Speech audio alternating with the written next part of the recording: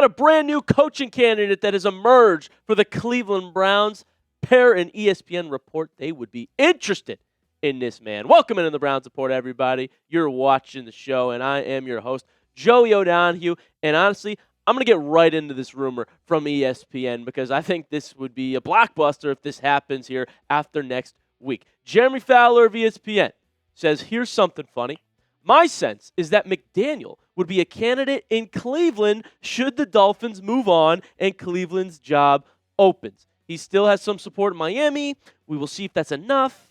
He has made a case to stay. Mike McDaniel being rumored to Cleveland if things open up, if things shake out that way where he loses his job and Stefanski loses his, well, all of a sudden McDaniel would be one of Cleveland's interviews, one of their top candidates to look at. Let's dive in to Mike McDaniel. First of all, if you're an OG Browns fan, you've been watching, as long as I have, some of you longer than I have, you might remember Mike McDaniel being a part of Cleveland's staff, the wide receiver coach in 2014. Man, who do we have? We had Travis Benjamin in that wide receiver room that year, Andrew Hawkins, some fun names for some Browns fans that may or may not remember, but he was only there for that 1 year, and he went on. Most of you will know him from his Miami tenure and what he's done over in Miami. So the new candidate that has been reported to be of interest to the Cleveland Browns has just a winning record in the regular season, 35-34. We'll take it. It's better than Stefanski's. 0-2 in the postseason, though. But here's the thing about McDaniel, right? He's a smart play designer. Play calls questionable this year, according to some, but design of the plays, he's a brilliant offensive mind. And you guys know I've been harping on wanting an offensive-minded head coach here. If we can somehow retain Schwartz, if Stefanski got fired, things would be set up perfectly for the Cleveland Browns to bring in an offensive coach and fix up this offense, develop the young quarterback that we have, and move on from there. The Dolphins' record, by the way, because when we entered this season, McDaniel's seat was hotter than Stefanski's. It was hotter than any other coach in the league. He was the favorite to be fired on all betting sources. But Miami elected to fire their GM, Chris Grier, who Cleveland apparently also had some talks with. They were 2-7 at that point. Since then, since the firing of the GM, not McDaniel, they're 5-2. Miami's won some games down the stretch here. McDaniel is making his case to stay the head coach of Miami or be a more promising candidate if he is let go, right? Seeing what he has done in this back half of the season excites me as well. But I should show you the flip side of things here because entering their game Sunday, they're an awful second-half team. He historically has not been great in the second half as a head coach, similar to Kevin Stefanski. Minus 65-point differential was 30th in the NFL. Minus 723 yard differential, second last in the NFL. These are third-quarter stats. And finally, 27 total points. That's total on the season. Dead last in the National Football League. Some more evidence of this that I was told about from our Dolphins host here at Chat Sports as well. When they're trailing at half, McDaniel's got a 4-23 record. Quarterbacks other than Tua, 4-10. And challengers apparently not been super successful for McDaniel as well. 4-21 on replay challenges. The other knock that McDaniel gets, consider his record versus teams that are 500 or worse, or teams above 500. Hasn't had a lot of success against winning teams, right? Now, we haven't either, but McDaniel, here are the numbers, 4-16 against teams above 500, 31-16 against teams that are 500 or worse. And remember, Cleveland actually beat the Dolphins this year. Dylan Gabriel's only win, and we blew him out. We stomped on him. The defense really came to play that day.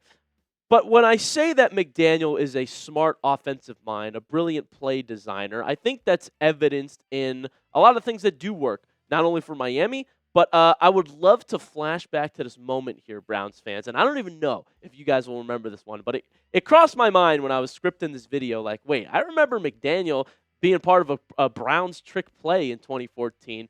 There's Johnny Football, Johnny Manziel. We also had Kyle Shanahan. Man, we had some offensive minds in Cleveland.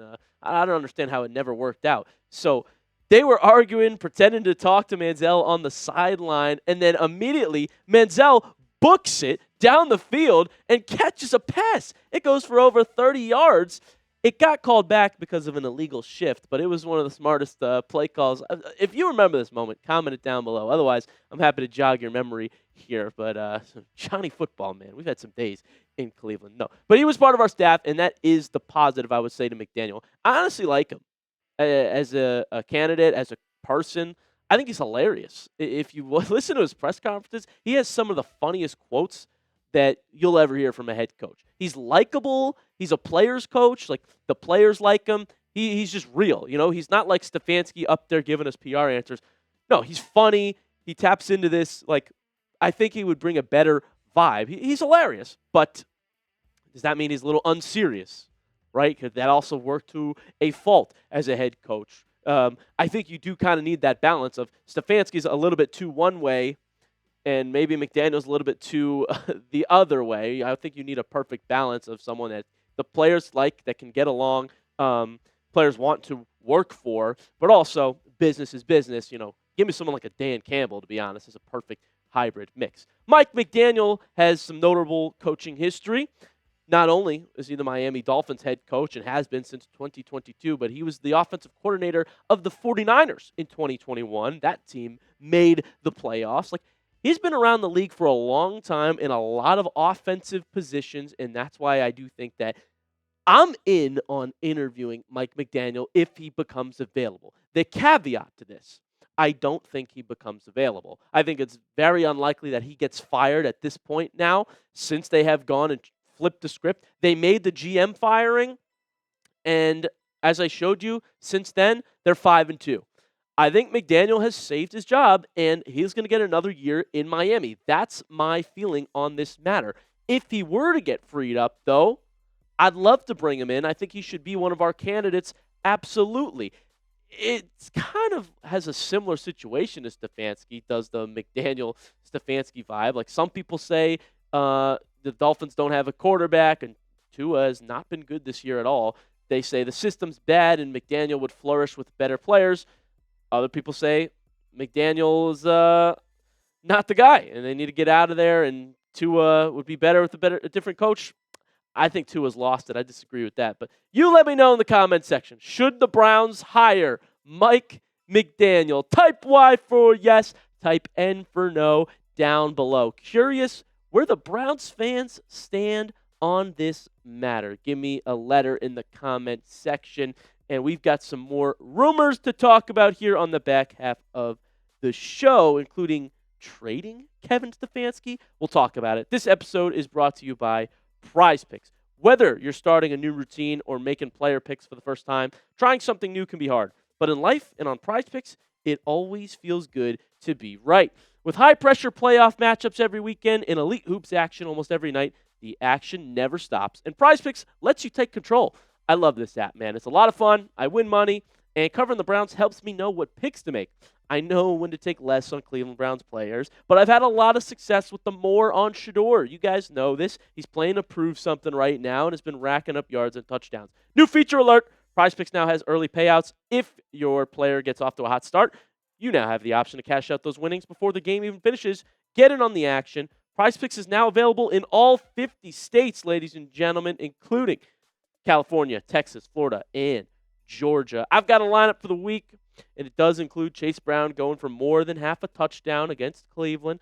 But you'll like that Myles Garrett's going for more than .75 sacks. Get that record against Joe Burrow. And finally, more than 187.5 passing yards for Shedeur Sanders. I think he's going to air it out and prove something here in this last game.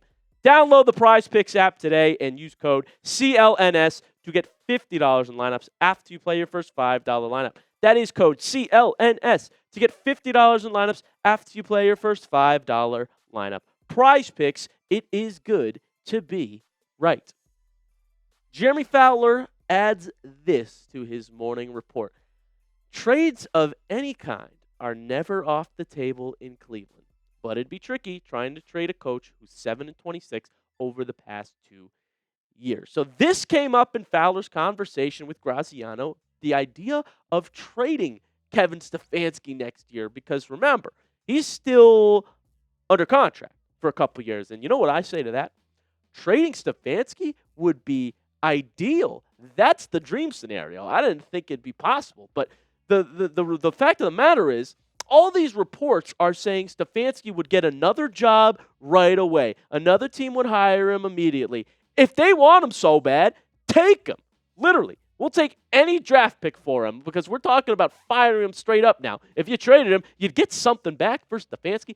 That would be an absolute dream scenario for me as a Cleveland Browns fan. But you let me know what you think about that possibility. We'll dive into it more in the future. I want to remind everybody to hit that subscribe button too before we get to the last segment of this video, some injury news for Cleveland. We are almost at 68,000 subscribers, 425 away. It is free to hit that sub button, and I make a daily video or 2 or 3 if there's something crazy going on about the Cleveland Browns. So do not miss it. Hit the subscribe button. It's totally free, and we do appreciate everybody being here with us. For real, you guys are the best. Some roster news for Cleveland. Wyatt Teller has been officially placed on IR. Remember, Teller had been sort of rotating in and out of that lineup with Teven Jenkins. Jenkins suffered an injury again as well. It's very possible that Zach Zinter starts at right guard this Sunday against Cincinnati. Teller's season is done. Jack Conklin's season done as well, if you guys remember. So that right side of the line has been banged up for Shedeur in every start that he's had. And here's another piece of that. Stefanski was asked today if he addressed the players at all about potentially being fired or let go at the end of the year. And in Stefanski fashion, he just doesn't answer. He just says, yeah, my focus is on Cincinnati, as he always does. The Belichick answer quite literally, but when Stefanski does it, it's a lot more annoying. He just kind of says, oh, my focus isn't there right now, Mary Kay, or whoever's asking him the question. So nothing that we could report on essentially from Stefanski except that he dodged another question. The Wednesday did not practice report. Harold Fannin, groin injury. Teven Jenkins with that concussion. Neither of them spotted at practice. Kingsley, this is a new signing, by the way. Cleveland brought in a center to the 53-man off of the Lions practice squad, okay? Kingsley Eguakun. And already he's not practicing because of a knee shoulder injury. But like I said, Taylor's going to be on IR, so Cleveland's going to probably need another man on that line. David Njoku, personal and knee is the reason that he's being listed as a DNP. We'll see how we haven't seen him play in a couple weeks, and because Fannin's groin, that would be a blow if we didn't have our top 2 tight ends. And finally, Carson Schwesinger showed up his quad ankle, but that kid's tough. He was limping last Sunday, and he played 100% of snaps. So I don't need him to play. Like, season's over. Like, please rest him up if need be. But you know him. He's going to try and play, and we absolutely love that about 49. So I do want to ask you again, though, Browns fans, who are you rooting for in Week 18? Remember, if we lose this game, if we win this game, we will not get a top 5 pick in the draft.